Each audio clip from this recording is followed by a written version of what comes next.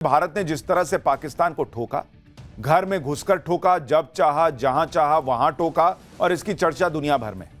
लेकिन भारत में राहुल गांधी और उनकी ट्रोल आर्मी इसी में लगे हैं कि यह बताओ कि भारत के राफेल कितने गिरे, भारत के विमान कितने गिरे। इनको और कुछ नहीं जानना है। लेकिन दुनिया में जो अब हो रहा है वो हर भारतीय की न सिर्फ आंखें खोल देने वाला है, बल्कि यह सवाल भी पूछ रहा है कि क्या तीसरा विश्व युद्ध होगा, और अगर होगा तो भारत कहां खड़ा होगा। रूस और यूक्रेन के बीच युद्ध ने सन की ज़ेलेंस्की की वजह से ऐसा मोड़ ले लिया कि दुनिया सांसें थामे देख रही है कि कहीं तीसरा विश्व युद्ध तो नहीं शुरू होने जा रहा, और पुतिन कहीं न्यूक्लियर अटैक, परमाणु हमला करके यूक्रेन को मिट्टी में तो नहीं मिलाने जा रहे। आज इन सवालों के जवाब विस्तार से दूंगा, लेकिन कल से आज तक में जो जो हुआ है उसे बहुत बारीकी से समझने की जरूरत है। देखिए, जब युद्ध होता है ना तो सब होता है। बम भी गिरते हैं, मिसाइलें भी चलती हैं, विमान भी गिरते हैं, लेकिन इसकी आड़ में वैसी राजनीति नहीं होती जैसी इंडिया अलायंस और खासकर कांग्रेस भारत में कर रही है। आज की डेट में देखिए कि रूस का कितना नुकसान यूक्रेन ने कर दिया। एक साथ सैकड़ों ड्रोन भेजे, खड़े खड़े रूस के विमान तबाह हो गए, और ऐसे ऐसे विमान तबाह कर दिए जिनकी कीमत हजारों करोड़ रुपए थी। जबकि जिस ड्रोन से ये प्लेन बर्बाद किए गए, वो ड्रोन आपके हाथ में जो आजकल स्मार्टफोन रहता है, आईफोन, एंड्रॉयड फोन, उस सबसे भी सस्ता ड्रोन था भाई। ये नए तरीके का युद्ध है जिसकी आज हम डिटेल से बात करेंगे, क्योंकि भारत भी इस तरह के युद्ध के लिए खुद को गजब तरीके से तैयार कर रहा है। भारत ने तो पाकिस्तान के साथ लड़ाई में कुछ ऐसा कर दिखाया जो दुनिया में कोई नहीं कर सकता। पाकिस्तान के एक भी ड्रोन का हमला कामयाब नहीं होने दिया। हमारे अपने स्वदेशी एयर डिफेंस सिस्टम में इतना दम था कि पाकिस्तान के चाइनीज और तुर्की वाले ड्रोन सारे के सारे कबाड़ साबित हो गए। लेकिन रूस यूक्रेन युद्ध ने साबित कर दिया है कि ड्रोन वॉर कितना खतरनाक और घातक हो सकता है। क्या भारत के सिर पर भी एक भयंकर ड्रोन युद्ध का खतरा मंडरा रहा है? क्या भारत और चीन के बीच भी ड्रोन वॉर हो सकता है? चीन की ड्रोन ताकत क्या है और भारत के पास उससे निपटने का क्या उपाय है? आज ये सब भी आपको विस्तार से बताऊंगा। लेकिन भारत चीन के संभावित ड्रोन वॉर से पहले यह देखिए कि क्या पुतिन यूक्रेन का कल्पना से परे वाला इलाज करने जा रहे हैं? क्या पुतिन पर न्यूक्लियर अटैक कर देंगे? क्या पुतिन यूक्रेन पर न्यूक्लियर अटैक करके उसे बर्बाद कर देंगे? क्या पुतिन यूक्रेन की बर्बादी पर भी नहीं रुकेंगे, वो अमेरिका और नेटो से भी भिड़ जाएंगे? क्या पुतिन वर्ल्ड वॉर 3 शुरू करने वाले हैं? ऐसे तमाम सवाल आज की डेट में दुनिया में पूछे जा रहे हैं। यूक्रेन के हमले से पुतिन भयंकर गुस्से में, और इसलिए अब इस बात की गारंटी कोई नहीं दे सकता कि पुतिन क्या करने वाले हैं, पुतिन का बदला कहां जाकर रुकने वाला है, और इस गुस्से की वजह भी है। यूक्रेन ने रूस पर अब तक का सबसे बड़ा अटैक किया। रूस में 6000 किलोमीटर अंदर घुसकर मारा, 5 एयरबेस पर ड्रोन से घात लगाकर हमला किया। रूस के 41 फाइटर जेट, 41 फाइटर जेट तबाह कर दिए।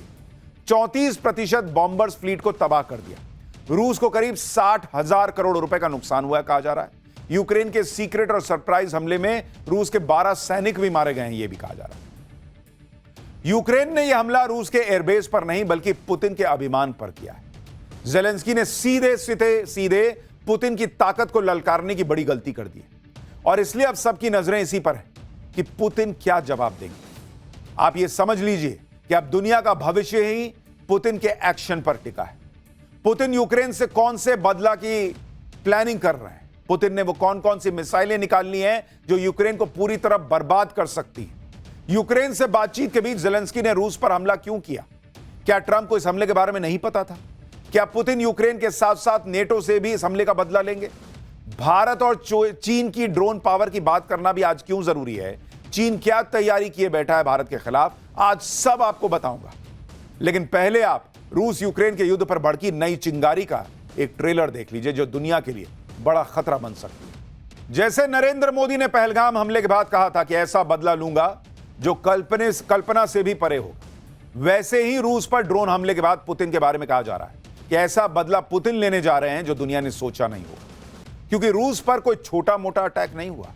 रूस पर वैसा ही अटैक हुआ जो आज से 83 साल पहले, 83 इयर्स पहले अमेरिका पर हुआ था। यह 1941 की बात है जब दूसरा विश्व युद्ध चल रहा था। तब जापान ने अमेरिका के नेवी बेस पर अचानक हमला करके अमेरिका के 21 बड़े बड़े जहाज खड़े खड़े तबाह कर दिए थे, और 350 से ज्यादा प्लेन बर्बाद कर दिए थे, और इसमें अमेरिका के 2400 सैनिक और दूसरे लोग मारे गए थे। इसी हमले के बाद अमेरिका दूसरे विश्व युद्ध में कूद गया था और फिर दूसरा विश्व युद्ध खत्म तब हुआ जब एटम बम फोड़कर अमेरिका ने जापान को तबाह कर दिया और फिर जापान ने सरेंडर किया। इस इतिहास को याद करके यही कहा जा रहा है कि यूक्रेन ने रूस पर जो हमला किया है वो पर्ल हार्बर जैसे हमले की तरह है, क्योंकि रूस के भी एक से बढ़कर एक जबरदस्त फाइटर प्लेन यूक्रेन ने ड्रोन हमले से तबाह की। और इसी के बाद सवाल पूछा जा रहा है कि क्या जैसे पर्ल हार्बर हमले के बाद वर्ल्ड वॉर 2 में अमेरिका घुस गया था, वैसे ही अब वर्ल्ड वॉर 3 शुरू होगा क्या पुतिन भी इस जंग को वैसे ही एटम बॉम्ब तक लेकर जाएंगे जैसे दूसरे विश्व युद्ध में अमेरिका ने कर दिया था? परमाणु हमले की चर्चा इसलिए भी तेज हो गई है क्योंकि रूस में इस वक्त मिलिट्री मूवमेंट के वीडियो वायरल हो रहे हैं। बड़े बड़े मिलिट्री ट्रक आप देखिए ना बॉस, बड़े बड़े मिलिट्री ट्रक पर भारी भरकम हथियार मूव किए जा रहे हैं। इन वीडियो को लेकर दावा है कि रूस अपने पावरफुल हथियारों को लॉन्चिंग पोजीशन पर ले जाकर रेडी कर रहा है। आप देखिए इन तस्वीरों को। इन वीडियो को लेकर ऐसा भी दावा है कि इन ट्रक्स में न्यूक्लियर वॉरहेड ट्रांसपोर्ट किए जा रहे हैं। और अगर ऐसा है तो यह बहुत खतरनाक है, क्योंकि आप उसकी साइज देखिए बॉस, ये साइज देखकर ही दुनिया हड़क गई है कि दिखने में जो इतना भयंकर है, अगर इसके अंदर न्यूक्लियर हथियार है, न्यूक्लियर बॉम्ब है ये, और अगर ये चल गया तो यूक्रेन तो मिट्टी में मिलेगा, ये आसपास का इलाका बर्बाद हो जाएगा। रूस और दुनिया भर में ऐसी खबरें चल रही हैं कि रूस ने परमाणु हमले से जुड़े कमांड पोस्ट को हाई अलर्ट पर रख दिया है। परमाणु बम से जुड़ी मोबाइल यूनिट्स और सीक्रेट ठिकानों को एक्टिवेट कर दिया गया है। सैटेलाइट के डेटा में रूस की न्यूक्लियर ठिकानों के आसपास भारी मिलिट्री एक्टिविटी देखने की भी खबरें आ रही हैं। ब्लैक सी में युद्धपोत की तैनाती का भी दावा किया जा रहा है। यानी तमाम ऐसी खबरें आ रही हैं जो बीपी बढ़ा दें, जो तनाव बढ़ा दें, जो टेंशन बढ़ा दें। रूस यूक्रेन से कैसे बदला लेगा, यह सब कुछ पुतिन पर निर्भर करता है। और पुतिन तो पहले भी न्यूक्लियर वॉर का संकेत दे चुके हैं। 4 मई को ही पुतिन ने कहा था कि परमाणु हथियारों की जरूरत नहीं है और उन्हें उम्मीद है कि इनकी जरूरत ना ही पड़े। पिछले हफ्ते रूस के पूर्व राष्ट्रपति दिमित्री मेदवेदेव, जो पुतिन के सबसे करीबी नेताओं में से हैं, उन्होंने हालांकि तीसरे विश्व युद्ध की चेतावनी दे दी थी। इसके अलावा पिछले साल नवंबर 2024 में ही पुतिन ने न्यूक्लियर हथियारों के इस्तेमाल के नियमों में बदलाव कर दिया था, जिसमें कन्वेंशनल अटैक की हालत में भी न्यूक्लियर रिस्पांस के विकल्प को खोलकर रख दिया गया था। इसी बीच अमेरिका के 2 वरिष्ठ सांसदों ने भी दावा कर दिया है कि पुतिन नए हमले की तैयारी कर रहे हैं और अगले 2 हफ्ते बहुत निर्णायक होने वाले हैं। और पुतिन शांत बैठने वाले नहीं है बॉस। पुतिन भी रशिया को लेकर वैसी ही सोच रखते हैं, वैसा ही अग्रेशन रखते हैं, नेशन फर्स्ट की भावना से भरे रहते हैं जैसे नरेंद्र मोदी। और यह बात तो तय है कि अगर पुतिन ने यूक्रेन को मिटाने की कसम खा ली तो बॉस वो पीछे हटने वाला आदमी नहीं है। सवाल यह है कि क्या रूस यूक्रेन का बदला सिर्फ यूक्रेन तक सीमित रहेगा, क्योंकि यह बात तो तय है कि यूक्रेन अकेले रूस पर इतना बड़ा हमला नहीं कर सकता। इसके लिए यूक्रेन ने नेटो देशों की मदद तो ली होगी। इसलिए पुतिन के दिमाग में सिर्फ यूक्रेन नहीं, क्या नेटो पर हमला भी चल रहा है। पिछले महीने ही लातविया की इंटेलिजेंस एजेंसी ने खुलासा किया था कि बाल्टिक सागर में रूस नेटो के खिलाफ अपनी मिलिट्री गतिविधियों को बढ़ा रहा है। रूस बाल्टिक सागर में नेटो के खिलाफ अपने निगरानी तंत्र को मजबूत कर रहा है। लेकिन एक सवाल यह भी है कि अगर रूस नेटो देशों से भिड़ गया तो ज्यादा पावरफुल कौन साबित होगा। अगर आप फाइटर जेट, टैंक, वॉरशिप और बाकी हथियारों से तुलना करेंगे, नेटो के 32 देशों के सामने पुतिन कमजोर साबित होंगे, क्योंकि 32 देशों की कलेक्टिव फायर पावर बहुत ज्यादा है। लेकिन अगर परमाणु हथियारों की तुलना करेंगे तो रूस और नेटो के बीच ताकत का अंतर काफी कम हो जाता है। और इसलिए अगर नेटो वर्सेस रशिया हो गया तो पावर कहां बैठती है, किसके तरफ झुका रहता है पावर का पेंडुलम, वो भी आपको बताता हूं। परमाणु बम, न्यूक्लियर बम किसके पास कितने हैं? अगर आप नेटो देशों की बात करेंगे, नेटो देशों के पास 5,559 परमाणु बम है और इसमें अमेरिका भी शामिल है, यूके है, तमाम जो यूरोपीय कंट्रीज हैं वो सब मिला के नेटो देश बनाते हैं। लेकिन अगर आप अकेले रूस की बात करेंगे, रूस के पास कितने परमाणु हथियार हैं? 5,580। यानी अकेले रूस के पास 32 देशों के पास मिलाकर जितना परमाणु बम है उससे ज्यादा परमाणु बम मौजूद है। इसलिए कोई रशिया को धमकी ना दे कि भाई हम तुमको मार देंगे और तुम हमको मार दोगे। यह हिसाब नहीं चलेगा। रशिया ज्यादा पावरफुल है इन 32 देशों से मिला के, लेकिन परमाणु बम 5000 की जरूरत थोड़ी पड़ती। एक दो में ही ऐसा हाहाकार मचता है कि बाकी तो धरे रह जाते। आप यह भी देखिए कि एक तरफ तो यूक्रेन और रूस के बीच जंग अपने सबसे भीषण दौर में पहुंच चुकी है, दूसरी तरफ रूस और यूक्रेन में बातचीत भी चल रही। तुर्की में दोनों देशों के प्रतिनिधियों के बीच दूसरे राउंड की बातचीत हुई है। हालांकि बातचीत को लेकर पहले ही किसी को बहुत ज्यादा उम्मीद थी नहीं, और अब यूक्रेन के नए हमले के बाद तो ये उम्मीदें और कम हो गई, क्योंकि बातचीत के बीच भी दोनों देश एक दूसरे पर ताबड़तोड़ हमले कर रहे हैं। भाई एक तरफ तुम थपड़िया रहे हो, मार रहे हो, और दूसरी तरफ कह रहे हो कि हम बात कर लेते हैं, दोस्त, हम दोस्त हैं। कौन बात के दोस्त? रविवार को रूस ने भी यूक्रेन पर सबसे बड़ा ड्रोन अटैक किया था। रूस ने 472 ड्रोन से यूक्रेन पर हमला किया। हाल ही में दोनों देशों के वरिष्ठ अधिकारी खुद ये मान चुके हैं कि बातचीत से बहुत कुछ हासिल होने वाला है नहीं। रूस को लेकर यह कहा जा रहा है कि वो जानबूझकर बातचीत की शर्तों को टाल रहा है ताकि उसे युद्ध में फिर से ताकत जुटाने का मौका मिलता है। दूसरी तरफ जेलेंस्की का तर्क यह है कि रूस पर भयंकर हमला उसे बातचीत की टेबल पर आने को मजबूर कर देगा। रूस और यूक्रेन युद्ध जिस तरह से भड़क गया है, उससे डोनाल्ड ट्रंप की भी बड़ी छीछालेदर हो गई। कहां डोनाल्ड ट्रंप दावा कर रहे थे कि वो रूस यूक्रेन का युद्ध रुकवा देंगे एक दिन में, जिस दिन सत्ता में आएंगे एक दिन में। ये जेलेंस्की गया था वहां, व्हाइट हाउस में बेइज्जती करा के भी आया था, करके भी आया था।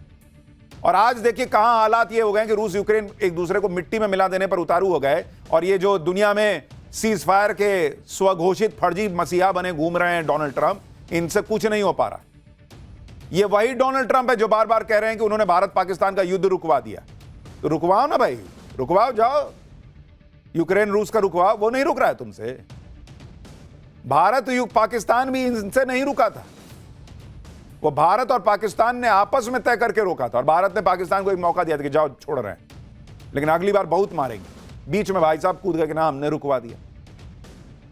जिसके कहने पर यूक्रेन जैसा मामूली सा चुन्नू सा देश नहीं मान रहा, उसके दावे पे कोई कैसे भरोसा करेगा कि उसने भारत पाकिस्तान के बीच सीज फायर करवाया है? आप यह भी ध्यान दीजिए कि ये वही ट्रंप है जो कुछ महीने पहले यूक्रेन के राष्ट्रपति जेलेंस्की को अपने यहां बुलाकर बेइज्जत करने की कोशिश कर रहे थे। व्हाइट हाउस में जेलेंस्की को बुलाकर ट्रंप ने खूब बहसबाजी भी हुई थी वहां पर। ट्रंप ने यहां तक जेलेंस्की से कह दिया था कि you don't have cards. Trump के लोग जेलेंस्की से कह रहे थे कि जेलेंस्की को पुतिन से बातचीत करनी ही होगी, क्योंकि जेलेंस्की के पास अब कोई रास्ता नहीं बचा। पुतिन से बातचीत के लिए मान जाओ, क्योंकि पुतिन हार नहीं सकते, रूस से लड़ना बेकार है। ट्रंप ये मानकर बैठे थे कि जेलेंस्की तो युद्ध हार चुके, लेकिन जेलेंस्की वो कम जिद्दी आदमी थोड़ी, वो तो अपना देश बर्बाद कर ही रहा, दुनिया बर्बाद करा के मारेगा। उसने भी ट्रंप की सारी अकड़ एक झटके में निकाल दी और दुनिया को दिखा दिया कि पुतिन के सामने अब भी वो मैदान में। रूस पर इतना बड़ा हमला करके जेलेंस्की ने पुतिन के साथ साथ ट्रंप को भी बहुत बड़ा मैसेज दे दिया कि ट्रंप अपना ज्ञान अपने पास रखे। आप एक बार वो तस्वीरें याद कीजिए कि कैसे वहां पर झड़प हुई थी, एक बार याद दिलाता हूं, उसके बाद आपको दिखाता हूं कि कैसे दुनिया ट्रंप पर हंस रही है और अब रशिया कौन से हथियार निकालने जा रहा है। You have to be thankful. You don't have the cards. You're buried there. Your people are dying. You're running low on soldiers. Listen, you're running low on soldiers. It would be a damn good thing. And then you tell us, I don't want a ceasefire. I don't want a ceasefire. लेकिन Zelensky ने Trump और Putin दोनों को एक साथ निपटा दिया। Ukraine ने रूस पर जो अटैक किया वो रूस पर हुआ अब तक का सबसे बड़ा अटैक, जिसमें यूक्रेन ने 6000 किलोमीटर से भी ज्यादा अंदर तक रूस में घुसकर उसके 5 एयरबेस तबाह करने का दावा किया है। जिन एयरबेसेस पर अटैक हुआ आपको उनके बारे में भी बता देता हूं। यूक्रेन बॉर्डर से रूस का अमूर एयरबेस 6000 किलोमीटर दूर है। बेलाया एयरबेस 4300 किलोमीटर दूर है। ओलेनिया एयरबेस ये 2000 किलोमीटर दूर है। इवानोवा एयरबेस जो 900 किलोमीटर दूर है, और डाइगिलेवो एयरबेस करीब 700 किलोमीटर दूर है। यूक्रेन के बॉर्डर से इन पांचों रूसी एयरबेस की लोकेशन एक मकड़ी का जाल जैसा बनाती है, इसलिए यूक्रेन ने इस ऑपरेशन का नाम भी स्पाइडर वेब दिया है। यूक्रेन ने ऐसा ऑपरेशन स्पाइडर वेब चलाया कि रूस को पता ही नहीं चला, और यूक्रेन बॉर्डर से हजारों किलोमीटर दूर रूस के साइबेरिया तक यूक्रेन के ड्रोन्स घुसाए थे। लेकिन आखिर यह मुमकिन कैसे हुआ कि हजारों किलोमीटर दूर भी ड्रोन्स भेजकर यूक्रेन ने हमला कर दिया? आप ये सोचिए कि जितनी दूर तक ड्रोन्स पहुंच गए उतनी दूर तक हमला करने वाली मिसाइलें ही बहुत कम होती हैं, लेकिन यूक्रेन ने जो ड्रोन हमला किया वो आने वाले युद्धों के लिए एक मिसाल है, क्योंकि यूक्रेन के ड्रोन अटैक की इनसाइड स्टोरी आप सुनेंगे तो हैरान रह जाएंगे। यूक्रेन जानता था कि वो बॉर्डर से तो इतना बड़ा अटैक और सटीक ड्रोन अटैक कर नहीं सकता। सब भारत थोड़ी है कि यहीं से मारे फोड़ दिए। यूक्रेन के औकात की बाहर की बात थी। इसलिए उसने एक अलग और बेहद नया तरीका अपनाया और वो किया जो आज तक किसी ने नहीं किया था। यूक्रेन की सुरक्षा सेवा SBU रूस पर इस ड्रोन अटैक की प्लानिंग 18 महीनों यानी 1.5 साल से कर रही थी। SBU के एजेंट्स ने सबसे पहले 150 छोटे FPV ड्रोन और 300 गोला बारूद कजाकिस्तान के रास्ते रूस की सीमा में पहुंचाए। यूक्रेनी ड्रोन्स को लकड़ी के केबिन्स के अंदर छिपाकर रूस में तस्करी के जरिए पहुंचाया गया। इसके बाद इन लकड़ी के केबिन्स को रूस के ट्रकों पर लाद दिया गया, जिन्हें हजारों किलोमीटर दूर रूसी एयरबेस के पास तक पहुंचाया गया। इसके बाद ट्रकों पर लदे लकड़ी के केबिन्स की छतें रिमोट कंट्रोल के जरिए खोली गई। यूक्रेन के ड्रोन्स में ऑटो होमिंग तकनीक थी, जो आर्टिफिशियल इंटेलिजेंस के जरिए टारगेट सेट करती है। एक बार टारगेट सेट होने के बाद ट्रकों से ही यूक्रेनी ड्रोन्स ने उड़ान भरी और हमला शुरू कर दिया। अब आप एक वीडियो देखिए जो सोशल मीडिया पर वायरल है, जिसमें एक रूसी एयरबेस के पास हाईवे पर खड़े ट्रक से यूक्रेन का FPV ड्रोन उड़ान भरता दिख रहा है। देखिए, वो ऐसा कंटेनर जैसा है और उसमें से ड्रोन निकल के जा रहा है। इसी तरह से यूक्रेन ने कुल 117 ड्रोन्स को ट्रकों से लॉन्च किया। बताया तो ये भी जा रहा है कि जिन ट्रकों के जरिए ड्रोन अटैक किया गया वो ट्रक भी सेल्फ डिस्ट्रक्शन टेक्निक से लैस थे। आप देखिए कैसे अभी फट जाएगा। इसका भी एक वीडियो सोशल मीडिया पर चल रहा है जो अभी आपको दिखा रहा हूं, जिसमें दिखता है कि कुछ लोग ट्रक के पास खड़े हैं, तभी ट्रक में ब्लास्ट हो जाता है और ट्रक खत्म हो जाता है, जल जाता है। ये देखिए, ताकि कोई सबूत जो है वो रशिया के हाथ ना लग जाए।